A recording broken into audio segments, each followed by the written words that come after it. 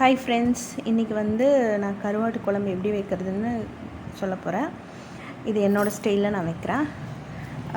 ஒரு பாத்திரத்தில் நல்லா கொதிக்கிற சுடு தண்ணி நல்லா கொதிக்கணும். நல்லா கொதிக்கும்போது ஆஃப் பண்ணிவிட்டு இந்த கருவாடு இருக்கும், அந்த கருவாடில் எடுத்து அந்த தண்ணியில் போட்டுருங்க.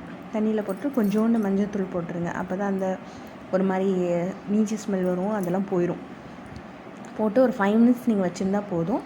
5 மினிட்ஸ் கழித்து அந்த தண்ணியை வடிச்சிடுங்க, இல்லைன்னா மீன் ரொம்ப குழன்னு ஆயிடும். அதுக்கப்புறம் ஒரு பேன் வச்சுட்டு அதில் கடுகு, கொஞ்சோண்டு வெந்தயம், ரொம்பவும் வெந்தயம் போட வேணாம், ஒரு அளவுக்கு வெந்தயம் போடுங்க. அதுக்கப்புறம் பூண்டு, அதுக்கப்புறம் சின்ன வெங்காயம். நான் கொஞ்சம் சின்ன வெங்காயமும் கொஞ்சம் பெரிய வெங்காயம் ரெண்டையும் மிக்ஸ்அப் பண்ணி தான் போடுறேன், அதனால் போட்டுருங்க. அப்புறம் கருவேப்பிலை நிறையா தாராளமாக போடுங்க. கருவேப்பிலை எப்படி போடுறோமோ அந்தளவுக்கு டேஸ்ட்டும் நல்லாயிருக்கும். இந்த கருவேப்பிலையெல்லாம் போட்டதுக்கப்புறமா நல்லா வணக்குங்க. வணக்கி கொஞ்சம் ஒரு மாதிரி ப்ரௌனிஷ் கலரில் ஆகும். நல்லா வணங்கி அப்போ கொஞ்சம் லைட்டாக வணங்குறதுக்கு நீங்கள் கொஞ்சம் உப்பு போட்டுக்கோங்க. ஆனால் உப்பு பார்த்து போடுங்க, ஏன்னா ஆல்ரெடி கருவாட்டில் உப்பு இருக்கும். அதனால் பார்த்துட்டு கடைசியாக கூட நீங்கள் போடலாம். அதனால் வணங்குறதுக்காக லைட்டாக போட்டுக்கோங்க.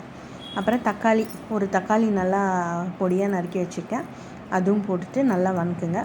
நல்லா வணங்கி நல்லா மசிச்சு வரும். அப்போ கொஞ்சம் நான் 2 ஸ்பூன் மல்லித்தூள் போட்டிருக்கேன், 1 ஸ்பூன் மிளகாத்தூளும் போட்டிருக்கேன்.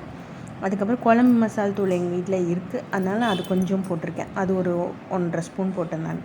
எல்லாத்தையும் நல்லா வணக்கிட்டு கொஞ்சம் மஞ்சத்தூளும் போட்டுக்கோங்க.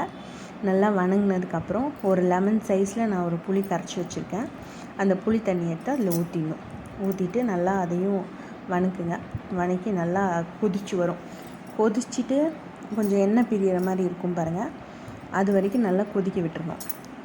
மூடி வச்சுக்கோங்க வேணாலும்.